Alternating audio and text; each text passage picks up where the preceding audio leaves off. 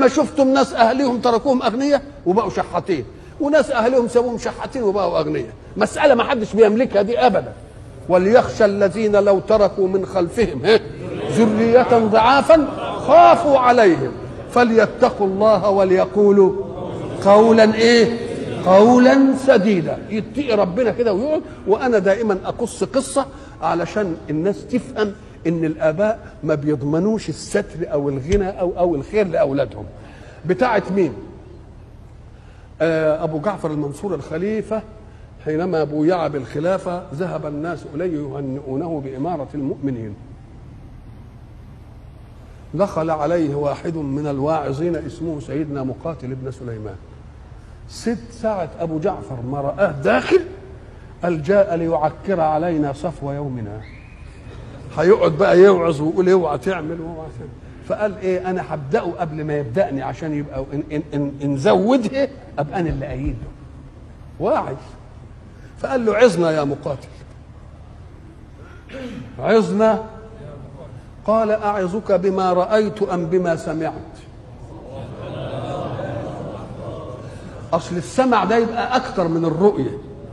الرؤيه تبقى محدوده لان رؤيتك قاصره على ما ادركته جارحتك، لكن السمع مش قاصر على ما ادركته جارحتك وعلى جوارح الناس. جالك خبر وده اتكلم وده اتكلم يبقى كتير ولا لا؟ فبيقول له اوعظك باللي شفته بعيني ولا اللي سمعته؟ يمكن اللي سمعته يبقى فيه كلام كده، انما اللي شفته بعيني قال بل بما رايت. بل بما رأى. قال يا أمير المؤمنين مات عمر بن عبد العزيز الخليفة الأموي وقد ترك 11 ولدا وخلف 18 دينارا. للتركة كفن منها ب5 واشتري له قبر ب4 ثم وزع الباقي على ورثته. يعني ال9 دنانير اتوزعوا على ال11. خلاص.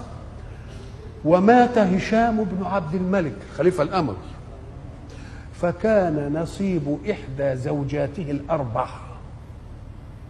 يعني متجوز نصيب الواحدة منهم 80,000 دينار غير الضياع والقصور. دي فلوس كده اسمها فلوس سيد. يبقى لما يكون نصيب الواحدة 80,000 اضربهم في كام؟ يبقى 320,000 ودول التم. اضرب 320,000 في 8 يطلع التركة من النقد فقط دون الضياع. في أكتر من كده بقى؟ طيب عال قوي.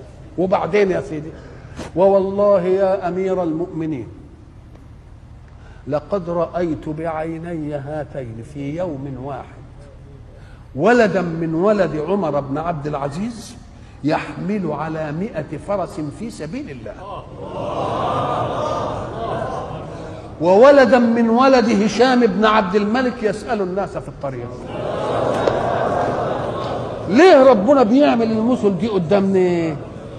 علشان نعقل ونقول انت ما دخلتش الدنيا بجيب وبفلوس، اخرج منها زي ما دخلت، خليك مؤدب. والرسول صلى الله عليه وسلم حذرنا من ذلك وقال شركم من ترك عياله بخير وأقبل على الله بشر.